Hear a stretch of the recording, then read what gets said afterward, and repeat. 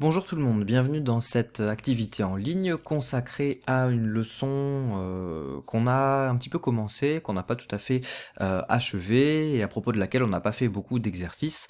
Donc je vous propose de retravailler cette notion-là pour ce premier cours de travail à distance. Alors cette notion, c'est la notion de complément du verbe. Pourquoi est-ce qu'on travaille cette notion-là? Eh bien parce que vous n'êtes pas sans savoir que en français, le mot le plus important dans la phrase, c'est toujours le verbe. Pourquoi? Tout simplement parce que dans toutes les phrases que vous allez formuler, il va presque toujours se trouver un verbe. Vous pouvez essayer, si vous voulez, d'avoir une conversation avec quelqu'un sans utiliser aucun verbe. Ça risque d'être très très compliqué. Ça existe, des phrases qu'on appelle des phrases averbales, des phrases sans verbe.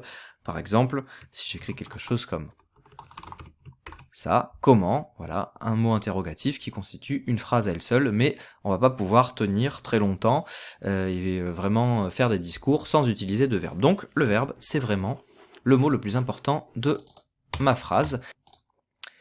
Et autour du verbe s'organisent différentes fonctions. Vous avez souvent entendu parler de leur nom, vous savez en reconnaître certaines, vous manipulez très bien certaines d'entre elles. Donc ces fonctions, c'est quoi? C'est le sujet, le complément d'objet direct, le complément d'objet indirect, qu'on appelle aussi COD, COI, et puis vous avez aussi notamment l'attribut du sujet. Donc on va revoir essentiellement ces trois fonctions-là et voir un petit peu comment ça se passe. Alors, pourquoi est-ce que le verbe, il est très souvent accompagné de ces autres fonctions-là? Eh bien parce qu'un verbe ne peut pas fonctionner tout seul. Si je prends un exemple, l'exemple du verbe offrir, d'accord?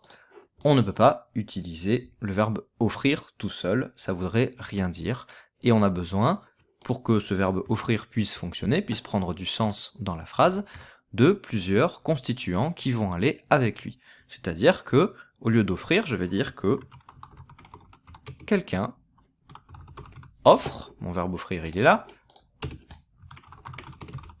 quelque chose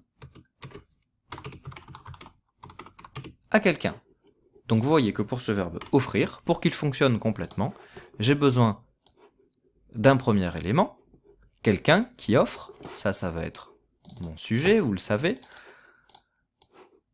J'ai besoin que ce quelqu'un offre quelque chose, et j'ai besoin que ce quelque chose soit offert à quelqu'un. Donc vous voyez qu'il y a en quelque sorte trois places qui vont devoir être occupées par des mots ou des groupes de mots dans ma phrase. Alors par exemple, ça va pouvoir être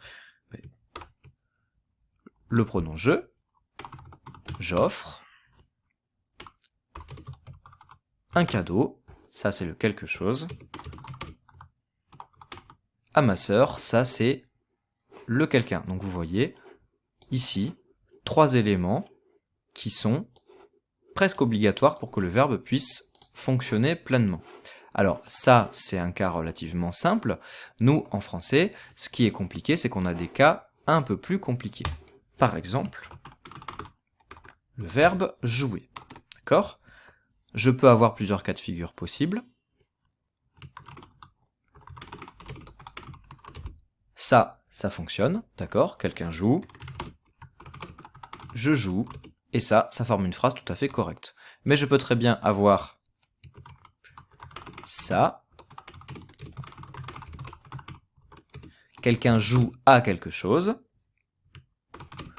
je joue à la PlayStation, ça fonctionne aussi très bien. Et puis, je peux avoir d'autres cas de figure, par exemple, voilà, sans le A, quelqu'un joue quelque chose, et on va pouvoir dire par exemple, je joue une pièce de théâtre.